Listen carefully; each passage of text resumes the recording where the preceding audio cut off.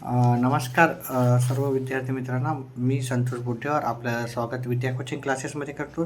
तर मराठीचा आज जो पेपर झालेला आहे त्याचे आपण थोडक्यात प्रश्न उत्तरे संभावित उत्तरे काय होती ती पाहणार आहोत.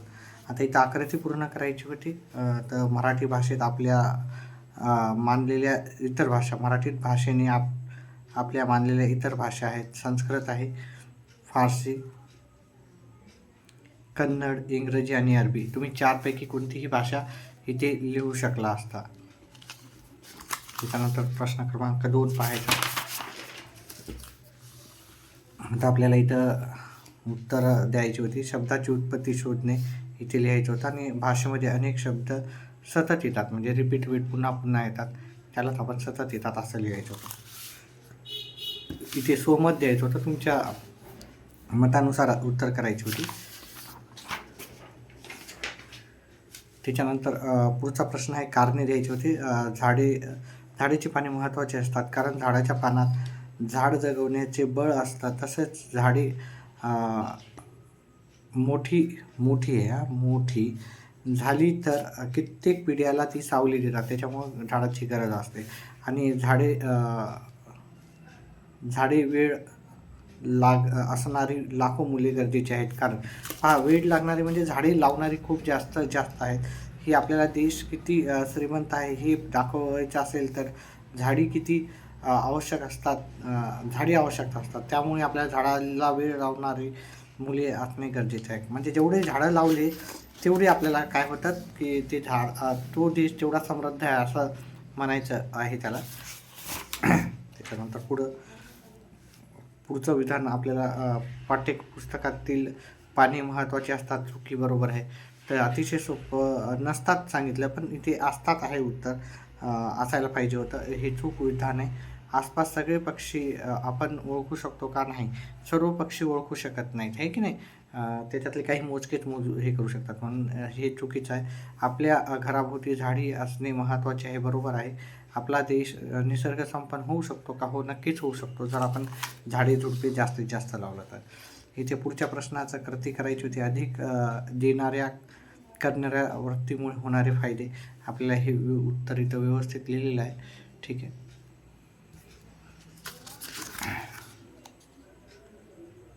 त्याच्यानंतर इथे पण मी लिहिलेलं आहे त्याचं उत्तर, ठीक आहे. अजून थोडासा 2 याच्यामध्ये लिहिलं आहे. 2 मार्काचा प्रश्न आहे हा, त्याच्यामुळं उत्तर इथून एवढं आणि इथून एवढं उत्तर हे मी ते लिहून दिलेलं आहे. चल पुढचा प्रश्न घेऊ. इतरांपेक्षा वेगळे ठरण्यासाठी मिळणाऱ्या गोष्टी. आदर आणि विश्वास तर मिळतो, तर इतरांचे सहकार्य पण मिळते इतरांचे, आणि आपल्याला तसंच आत्मविश्वास पण मिळतो.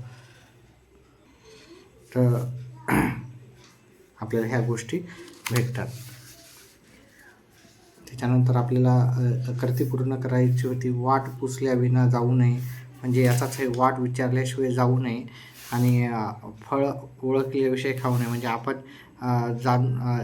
एखाद्याची जाण असल्याशिवाय, पारखून घेतल्याशिवाय आपण एखादी गोष्ट करू नये असं आपल्याला लिहायचं होतं. म्हणजे इथे हे 2 उत्तर, म्हणजे हे लिहा, याचाच अर्थ हे आहे. तर हे 2 उत्तरं लिहायची होती आपल्याला.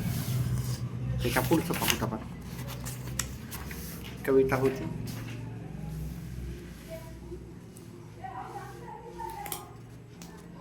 व्हिडिओ आवडला तर व्हिडिओला लाईक आणि चॅनलला सबस्क्राईब करा.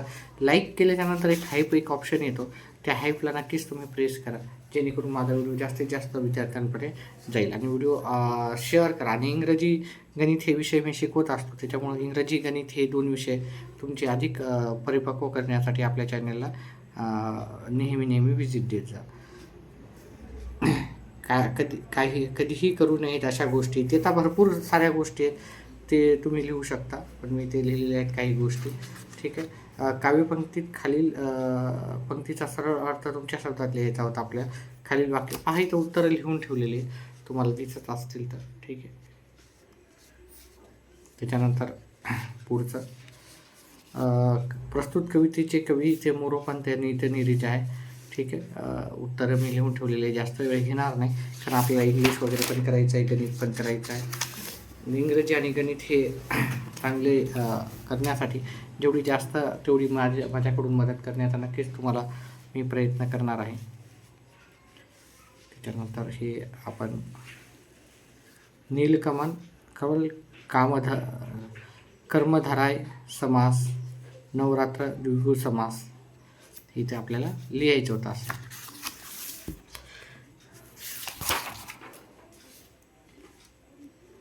इथं कारागिरी, अतिरेक आणि हुरहुर, लाल लाल. त्याच्यानंतर सटकी मारणे म्हणजे पळून जाणे, निघून जाणे, हे की नाही. सटकी मारणे म्हणजे एखाद्या जागून फटकन कोणीतरी दिसला म्हणून, हे की नाही. चोराला पोलिसाला पाहून चोराने चटकी मारली असं तुम्ही लिहू शकता. कान देऊन ऐकणे, लक्षपूर्वक ऐकणे. परीक्षेच्या काळात आपण कान देऊन एखादी गोष्ट ऐकतो, आहे की नाही.